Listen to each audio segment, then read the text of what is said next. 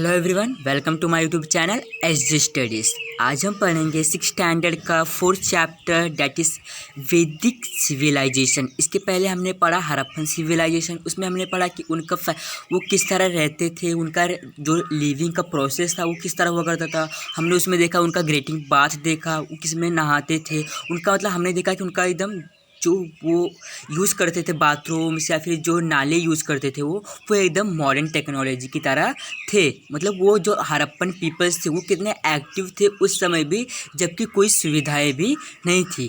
अब हम पढ़ेंगे द वैदिक सिविलाइजेशन। अब वैदिक सिविलाइजेशन के नाम से पता जाता है कि ये जरूर वेद के बारे में होगा, जरूर वेद के बारे में होगा। सिविलाइजेशन यानी संस्कृति, या फिर हम बोल सकते हैं कोई किंगडम हम बोल सकते हैं। द वैदिक लिटरेचर, क्या पढ़ेंगे? द वैदिक लिटरेचर यानी कि जो वेदों का लिटरेचर किस तरह था, उनका रहन सहन किस तरह था, फैमिली सिस्टम, उनका फैमिली सिस्टम किस तरह था, डे टू डे लाइफ वो किस तरह उनका मतलब अभी हमारे पास फुटबॉल खेलते हैं, क्रिकेट खेलते हैं, कुछ भी खेलते हैं, पर उस समय वो क्या क्या चीज़ खेला करते थे या फिर कौन कौन से कंपटीशन हुआ करते थे, उनका एग्रीकल्चर किस तरह हुआ करता था, एनिमल हस्बेंड्री किस तरह था। एनिमल हस्बेंड्री यानी पशुपालन करना, उनको खिलाना पिलाना, उनसे हमारा जो जीवन उसी के माध्यम से हमारा जीवन डिपेंडेंट होता है, उसे एनिमल हस्बेंड्री कहते हैं। उनका इकोनॉमी किस तरह था कि वो क्या वो बार्टर सिस्टम यूज़ करते थे, लेन देन वाला, कि मतलब खुद का हम राइस देंगे तो आप हमें वीट दोगे, ऐसा चलता था कि अलग चलता था। उनका सोशल लाइफ किस तरह था, वो सारी चीज़ें भी हम देखेंगे।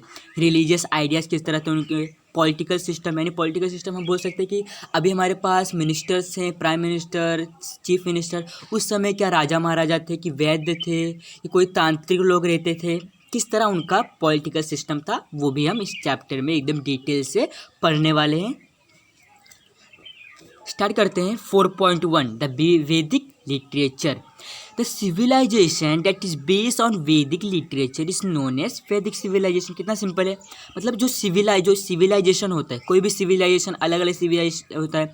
हड़प्पन सिविलाइजेशन, मौर्य पीरियड, फिर हम लोग बोलते हैं यादव, सभी अलग अलग सिविलाइजेशन होते हैं। उसी तरह ये वैदिक सिविलाइजेशन, तो कोई भी सिविलाइजेशन जो वेदों के ऊपर, जो वैदिक के ऊपर डिपेंड होता है, जिसमें वैदिक लिटरेचर फॉलो होता है, उससे हम क्या कहते हैं? वैदिक सिविलाइजेशन कहते हैं।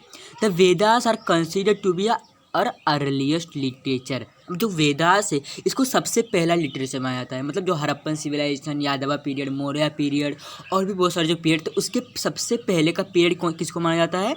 वेदास को माना जाता है। क्योंकि जो वेद लोग होते थे उस समय ज़्यादा मतलब एक्टिव रहा करते थे।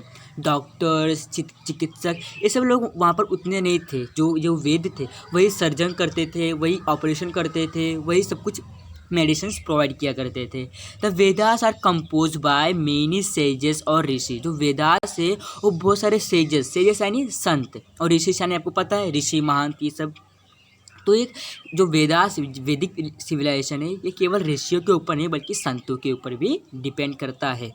सम वैदिक हिम्स, HYMNS, हिम्स मतलब पता होगा आपको, भजन, क्या कहते हैं? भजन।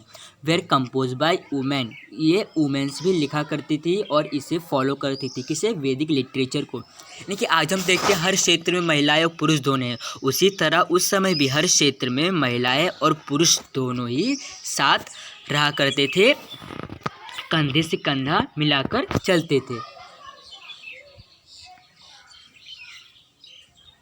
वैदिक लिटरेचर इज इन संस्कृत। अब जो वैदिक लिटरेचर है वो संस्कृत में है। अभी आप बोलोगे संत ज्ञानेश्वर या फिर कोई भी महाराज, उन्होंने मराठी में कैसे सब अनुवाद किया है, ज्ञानेश्वरी या फिर कुछ और, तो अब मैं बताना चाहता हूँ वो संत थे। तो संत का मतलब संत कन्वर्सेशन कर सकते, पर ऋषियों का जो होता है वो उनका संस्कृत भाषा ही होता है। संत कोई भी भाषा में उनका अनुवाद कर सकते हैं। अगर कोई समझो संस्कृत में कोई बुक लिखा है, उस बुक को हम मराठी में, हिंदी में, गुजराती में किसी में भी कन्वर्ट करते हैं, वो हम नहीं कर पाते, वो केवल संत लोग को ही आता है।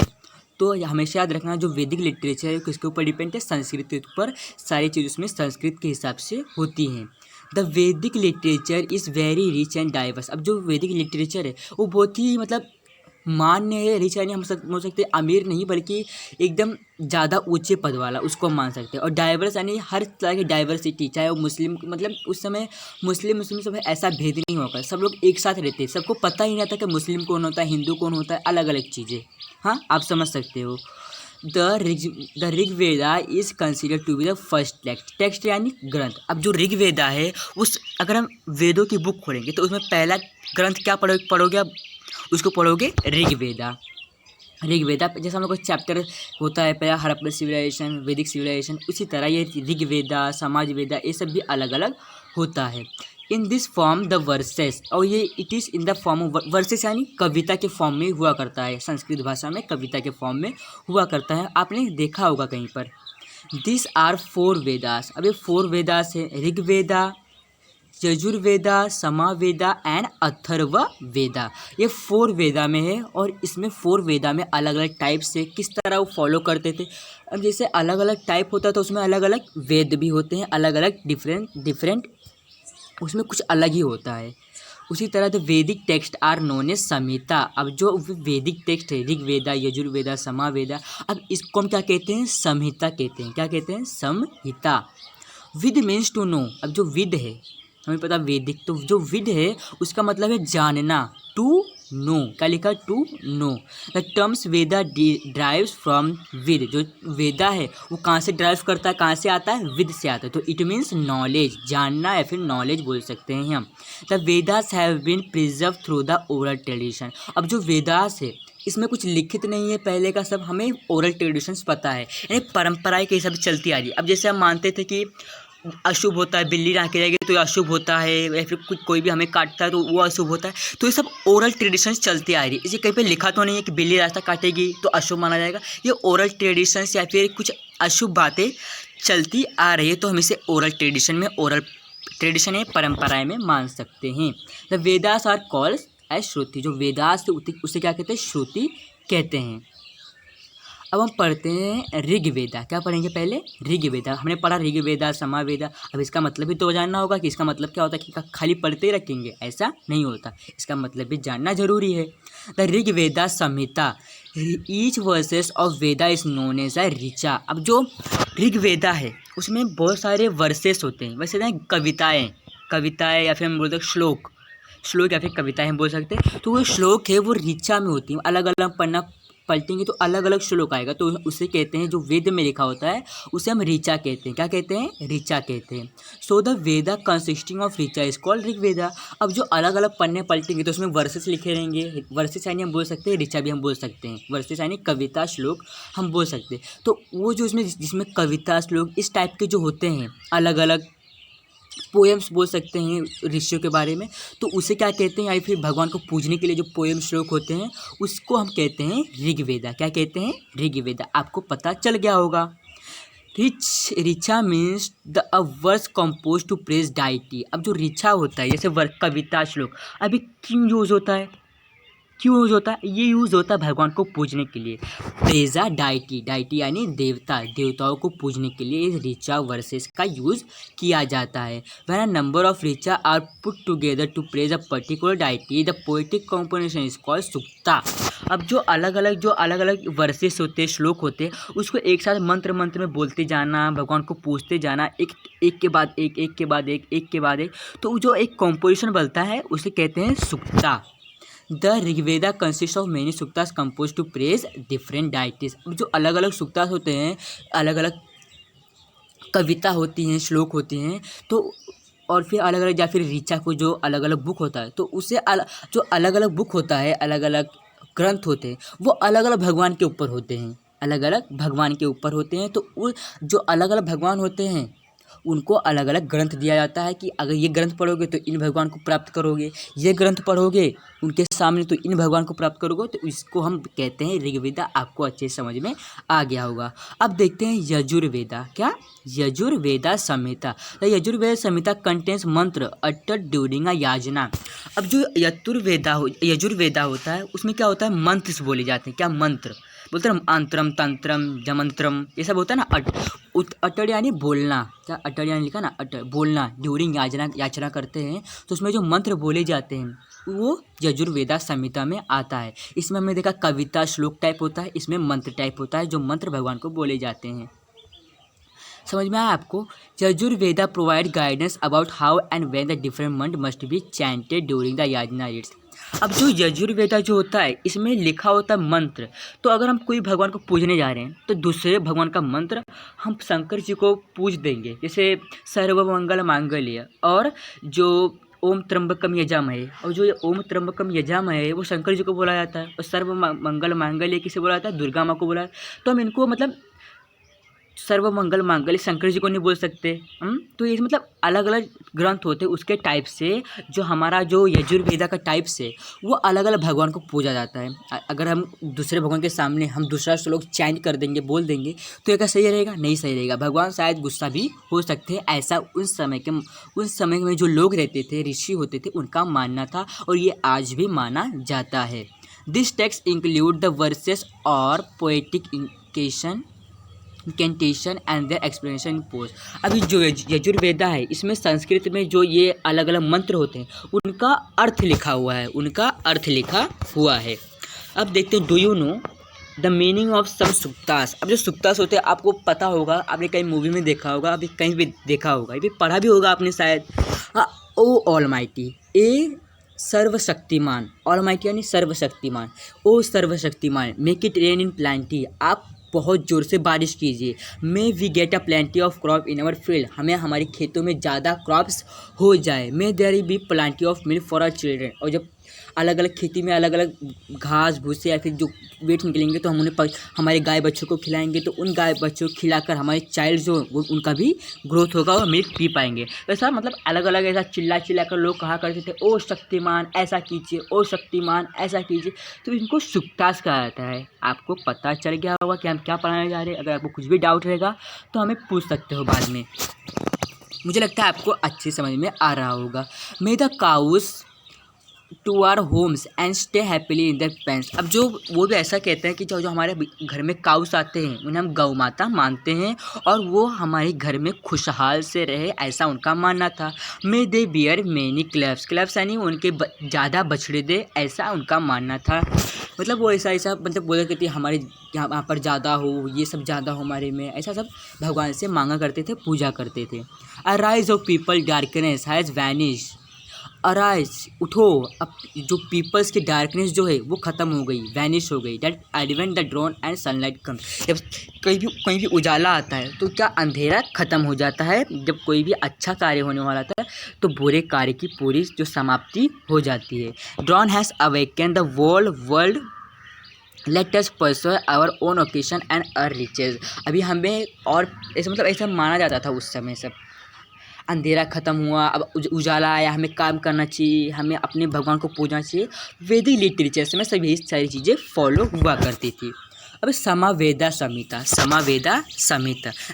संहिता provides guidance on singing Rigvedic verses to a rhythm and tune at a time. जो समावेदा हुआ करता था उस समय गाना गाया जाता था, गाना। अब समझ सकते हो, म्यूज़िक टाइप सिंगिंग ऋग्वेदिक, जो ऋग्वेदिक वर्सेस हुआ करता था, कविता श्लोक जो ऋग्वेदिक, हमने यहाँ पे पढ़ा ऋग्वेदिक, हाँ यहाँ पे देखो ये वाला ऋग्वेदिक यहाँ पे हमने पढ़ा, तो उसी को गाने में बताना, किसमें? गाने में गाकर बताना अच्छे से श्लोक लाइन वाइज सिंगिंग के साथ, पियानो या फिर जो पियानो नहीं हुआ करते थे, हारमोनिया हुआ करते थे उस समय, वो सारी चीज़ों को बजाकर अच्छे से उसका याचना करना, याजना जो संस्कार परंपरा है उसी को समावेदा संहिता में शामिल किया जाता है। समावेदा has contributed in a major way in laying the foundation of Indian music। समावेदा जो संहिता था उसी से हमारे इंडियन म्यूज़िक की शुरुआत हुई थी। उसी समय से धीरे धीरे आकर एक शेप ले लिया, एक म्यूज़िक का शेप लिया आज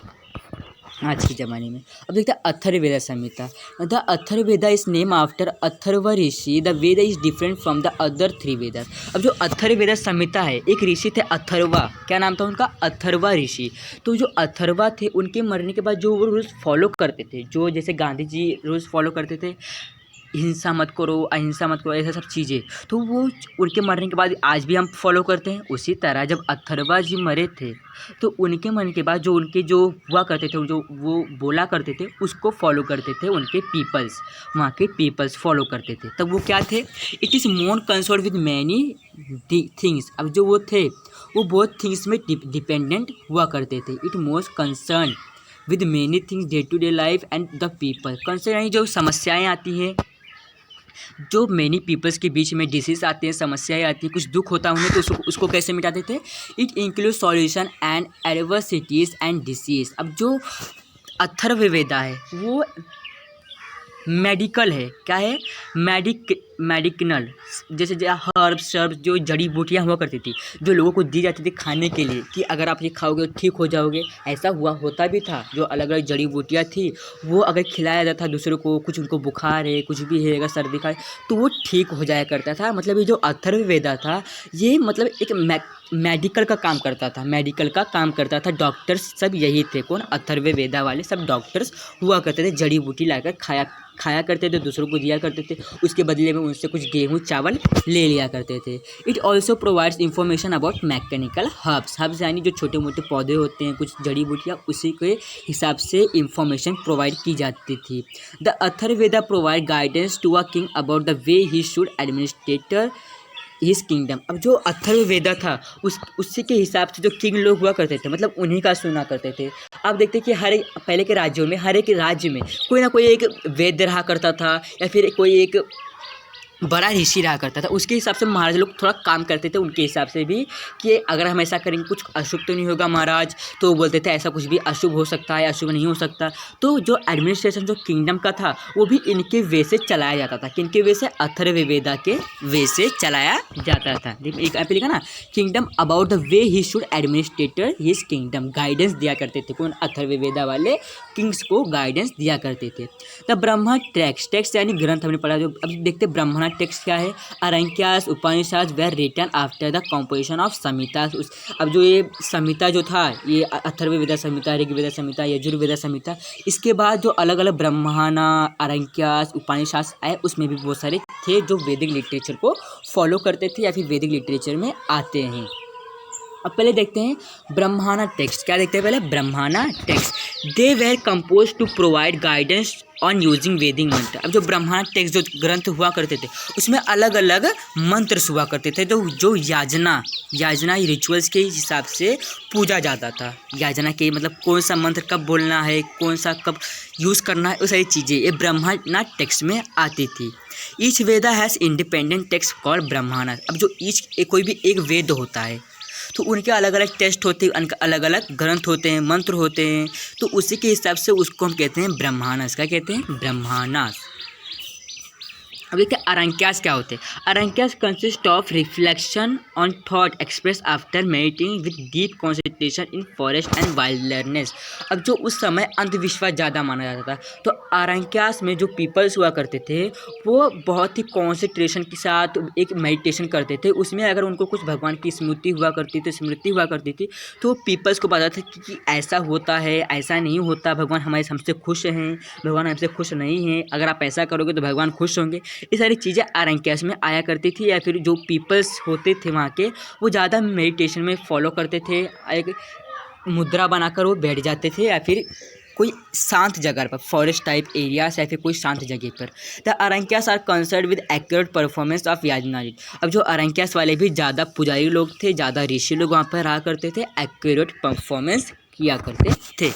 अब देखिए उपनिषद। अब देखते उपनिषद क्या होता है, मैंने पढ़ा। अरंक्यास मतलब क्या होता है, ब्रह्मणस मतलब क्या होता है। ब्रह्मणस यानी जो होते टेक्स्ट ग्रंथ वो अलग अलग पीपल्स के अलग अलग वेद के हिसाब से हुआ करते थे। अरंक्यास में जो पीपल्स मेडिटेशन की तरफ ज़्यादा फॉलो करते थे। अब देखते Upanishad. The term Upanishad indicate knowledge acquired by sitting at the feet of the teacher. अब जो उपनिषद हुआ करते थे वहाँ के जो पीपल्स हुआ करते थे वो उनके गुरु टीचर के चरणों में रहकर ज्ञान प्राप्त करते थे, उन्हें उपनिषद कहा जाता था। जो टीचर के पैरों में रहकर, गुरु के पैरों में रहकर उनसे ज्ञान लिया करते थे, उनकी सेवा करते थे, उनसे नॉलेज लिया करते थे, तो उस उसे उपनिषद कहा जाता था उस समय। Human beings have always wandered about events like life and death. अब जो ह्यूमंस होते हैं उनको हमेशा डर लगा रहता है या फिर उन्हें हमेशा सोचना पड़ता है कि ये जीवन मृत्यु होता क्या है, लाइक लाइफ एंड डेथ ये होता क्या है। हाँ, ऑलवेज वंडर हुआ करता था उनको ये लाइफ और डेथ क्या होता है। It is not easy to find answer to them. अब जो ये ईजी नहीं था कि हम इनकी आंसर्स फाइंड कर सकें कि लाइफ क्या होता है, डेथ क्या होता है, जीवन की मृत्यु क्यों होती है, जीवन पैदा कहाँ से होता है, कौन इन्हें पैदा करता है, कौन इस संसार को चलाता है। ऐसा ही जो क्वेश्चंस थे ये लोगों के अंदर आया करती थी। तो Upanishad discuss such serious and perform issues. अब जो उपनिषद से जो ज्ञानी लोग थे जो उनको अपने शरण में लेकर उन्हें समझाते थे, तो वो इन्हीं के बारे में समझाते थे कि मृत्यु क्या है, जीवन क्या है। आज भी कहीं कहीं आप देखोगे, कहीं कहीं होता है, कोई कोई जगह पर कुछ लोग आते हैं वहाँ पर जीवन मृत्यु के बारे में बताते हैं, आत्मा के बारे में बताते हैं, आत्मा कहाँ से आती है, आत्मा कहाँ जाती है। ऐसी तरह की बातें चीज़ों में उपनिषद में भरोसा रखा जाता था। द फोर वेदा, जो फोर वेदास थे कौन कौन थे, ऋग्वेदा, यजुर्वेदा, सामवेदा एंड अथर्ववेदा। इस जो फोर वेदास थे वो और Brahmanas, Aranyakas and Upanishad were compose over the period of 1500 years. अब जो वेदास, ब्रह्मांड्स, अरण्यकास, उपनिषद जो ये थे इन्हें 1500 साल लगे, 1500 years. During a long period the वैदिक civilisation underwent many changes.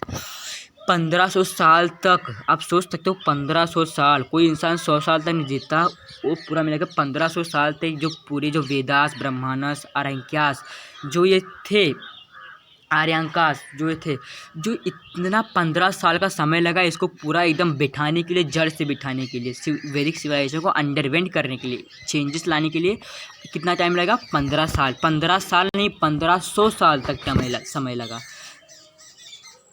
The Vedic literature is an important source for the study of those change and day-to-day life in the Vedic period। अब जो वैदिक लिटरेचर है इसमें हम क्या पढ़ते हैं कि उस समय के उनका रहन सहन किस तरह था, क्या क्या हुआ करता था और किस तरह वो खाना पीना खाते थे, क्या क्या ग्रो करते थे, ये सारी चीज़ें। अब देखते हैं 4.2 family system day to day life. Family system day to day life उनका किस तरह था। Joint family system was prevalent in the Vedic period. अब जो जॉइंट फैमिली सिस्टम है कि जो सारे परिवार थे, हमारे जो परदादा, दादा, फिर दादा, माता पिता, बच्चे, बच्चे के बच्चे, बच्चे के बच्चे, जो लोग होते ये जॉइंट फैमिली में रहा करते थे, बंटवारा नहीं करते थे उस समय, एक जॉइंट फैमिली में रहा करते थे, एक दूसरे को कॉपरेट कर अगर जो कॉपरेट नहीं कर पाता उसके घर में झगड़ा पक्का हो जाता था कि अगर कोई कॉपरेट नहीं करेगा झगड़ा तो होना ही है, हम उनसे कॉपरेट करना पड़ता है फैमिली में, तभी एक सकुशल फैमिली बन पाता है। तो जॉइंट फैमिली का उस समय अच्छा था। The grihapati was the head of the family. गृहपति है जो घर का जो आदमी, जो औरत का जो होता है पति, उसे गृहपति कहा जाता है। सारे खर्चे जो माता पिता का, बच्चों का ये कौन संभालता है, गृहपति, the head of the family संभालता है सारी चीज़ें, बाहर से कमा के लाता है, बच्चों को खिलाता है। A man responsible for the family. अगर कोई भी झगड़ा होता है बाहर से तो सब किसका क्या बोलेंगे, फैमिली के हेड को बोलेंगे ना, कि बच्चों को जाके डांटेंगे। बच्चों को सिखाया किसने, फैमिली के हेड ने सिखाया, तो फैमिली को हेड को ही डांटेंगे। His family include his old parents. अब जो उनके फैमिली में उनको ओल्ड पेरेंट्स भी हुआ करते थे, वाइफ एंड चिल्ड्रेन, जो माता पिता हुआ करते थे उनके, and also families of the children, और जो फैमिलीज हुआ करते उनके माता पिता और उनके चिल्ड्रंस भी हुआ करते। यंगर ब्रदर है, अगर हमसे कोई बड़ा ब्रदर है, वो उनके फैमिलीज, उनके माता पिता, या फिर और भी कोई छोटा ब्रदर उसके फैमिली, उसके और फैमिली की फैमिली, ये सारी चीज़ें। That this family system is patriarchal, यानी कि जो फैमिली सिस्टम था ये बहुत ही अनोखा था, बहुत ही ज़्यादा फॉलो करते थे उस समय। In the initial period there are reference to women scholar such as Lopamudra, Gargi and Maitreyi in Vedic literature. अब जो उस समय का था रेफरेंस, यानी उस समय के जो फॉलो करते थे, स्त्रियों को कम सम्मान दिया जाता था, स्त्रियों को कम सम्मान दिया जाता था। अब आप बोलोगे कम सम्मान किस तरह दिया जाता था, अब कम सम्मान इस तरह दिया जाता था कि उनको लोप मुद्रा, जो बोलते हैं एकदम शांत, उनको रहने का कुछ किसी के सामने बोलने का कोई अधिकार नहीं था। गर्गी यानी समझते थे कि उन्हें घर का काम खाली उनके उनसे क्या मतलब था, घर का काम का मतलब था, बाहर से उनको सोशल लाइफ से उनका कुछ भी मतलब नहीं हुआ करता था। ऐसी सारी चीज़ें वैदिक लिटरेचर में फॉलो किया जाता था, जो कि ये उस समय स्त्रियों के बारे में उतना सही नहीं था जितना कि आज स्त्रियाँ एक इंडिपेंडेंट लाइफ जी रही है, उतना उस समय नहीं जी पाती थी। However slowly the restriction on women went increasing, और धीरे धीरे करके जो रेस्ट्रिक्शन थे वुमेन्स के ऊपर वो धीरे धीरे बढ़ने लगे। था पहले भी कम था, पर धीरे धीरे और भी बढ़ने लगे उस समय। And their position in the family and society become secondary, और जो उनका पोजीशन था प्राइमरी से लेकर सेकेंडरी तक आ गया। प्राइमरी को छोड़ दो, आप सेकेंडरी तक आ गया, और बाद में टर्सरी तक भी गया, मतलब थर्ड क्लास में भी गया। पर आज हमारे इंडिया में जो पीपल्स है और जो वुमेन्स है वो महिलाओं को फर्स्ट है, यानी लेडीज़ फर्स्ट बोलते हैं, लेडीज़ फर्स्ट, यानी प्राइमरी के हिसाब से मानते थे, पर उस समय सेकेंडरी चलता था। Houses during the Vedic period are earthen and wattle and daub construction. अब जो उस समय के जो हाउसेस हुआ करते थे वो किस तरह हुआ, आप बोलो किस तरह होते थे। अब वो हाउसेस इस तरह हुआ करते थे कि कंस्ट्रक्शन बहुत ही अपना खपड़ा था, अपना कपड़ा था। आप बोल सकते हो Vettel means oven lattice of wooden type. जो अब देखिए बरगद का पेड़ या बेल का पेड़ होता है, उसमें बहुत सारे लच्छे लच्छे गिरते हैं, स्ट्राइप्स आया करते हैं, तो उसको लेकर बनाया जाता है। फिर वुडन को लेकर चीर फाड़ कर लाइन लाइन से लगाया जाता था, फिर उसको बांधा जाता था तार से या फिर कोई रस्सी से बांध कर उसको एक जोड़ा जाता था, एक घर का शेप दिया जाता था, घर का शेप दिया जाता था, which is dub with clay mix. और फिर जब घर का शेप हो जाता था तो सबको लगता था कि बारिश के टाइम पे अगर इसमें से बूंदा गिरा तो बूंदा ना गिरे उसके लिए जो मिट्टी होती है, ज़मीन की मिट्टी और गोबर आप बोलते हो काऊ डंग, उसको साना जाता था, एक दूसरे को सान दिया जाता था, और जो सानने के बाद उसको जो लकड़ी या फिर स्ट्राइप्स लगे उसके ऊपर लीपा जाता था। क्या कहता था, लीपा जाता था। ऐसा मतलब ऐसा दबा दबा कर उसके अंदर भरना, दोनों तरफ से एकदम एक शेप देना, और फिर अ हाउस इज कॉल्ड गृह और शाला। और फिर जो हाउस बनता था उसे गृह और शाला कहा जाता था। पर जो आप मान सकते हो कि जो वो हाउस हुआ करते थे उसमें ठंडक भी बहुत अच्छी होती थी, गर्मी उसमें होती नहीं थी। एकदम मटके की जैसा अंदर ठंडक रहता था वैसे उस घर में भी ठंडक हुआ करती थी, गर्मी नहीं हुआ करती थी उस समय। उस घर में बहुत ही शीतल माहौल रहा करता था अंदर। The diet of the people mainly consist of cereals like wheat. अब जो डाइट हुआ करता था उन पीपल्स का, जैसे हम आज वड़ा पाव समोसा पाव खाते हैं वो सब व्हीट और राइस के बनते हैं, उसी तरह उस समय भी व्हीट बार्ली एंड राइस भी उगाए जाते थे। From this they made different preparation words like. अब जो उस समय यवा गधूम विरही एक्सेट्रा, अब जो ये है ये कुछ अलग भोजन नहीं है, इसी को कहा जाता है can be found in the Vedic literature. यवा मीन्स बार्ली, गोधूम मतलब वीट, विरही मतलब राइस। ये उस समय इनका नाम था। उस समय राइस नहीं कहता, ये मुझे गिव में राइस, ऐसा उनको इंग्लिश भाषा नहीं आता था, हमको भी आता ना, उनको उस समय नहीं आया करता था। वो गधूम दो ऐसा बोलते थे, विरही दो, जावा दो, ऐसा मतलब हम उगाएंगे ऐसा सब बोला करते थे। वैदिक इन द पीरियड ऑफ वैदिक पीरियड, देखो आप देख सकते हो यहाँ पर वैदिक पीरियड में हाउसेस किस तरह थे।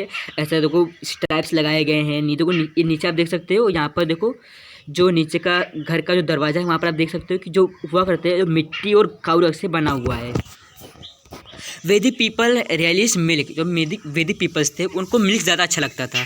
मिल्क, यगौर, घी, बटर, हनी, ब्लैक ग्राम यानी काला चना, ग्राम यानी चना, उद, टैनिल, मसूर, सीसेम यानी आप बोल सकते हो जो हुआ करते हैं वो सारी चीज़ें जो सब्जी में आती हैं। मीट भी यूज़ हुआ करती थी उस समय, डाइट के हिसाब से मीट भी यूज़ हुआ करती थी। पर मीट मतलब ऋषि लोग नहीं खाया करते थे, दूसरे लोग जो पीपल्स थे जो फुल्ली नेचर के ऊपर डिपेंडेंट थे या फिर जो हार्बीवोरस एनिमल्स के ऊपर डिपेंड रहते थे वो वहाँ पर खाया करते थे।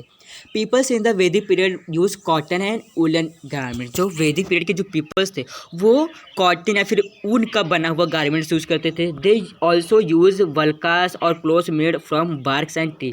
अब जो वल्कास क्लोथ जो होते हैं, मतलब वो जो वल्कास और क्लोथ जो होते हैं ना, वो जो ट्रेस का मतलब आप समझते हो बाहर का लेयर जो होता है ट्रेस का बाहर का, उसके क्लोथ पहना करते थे।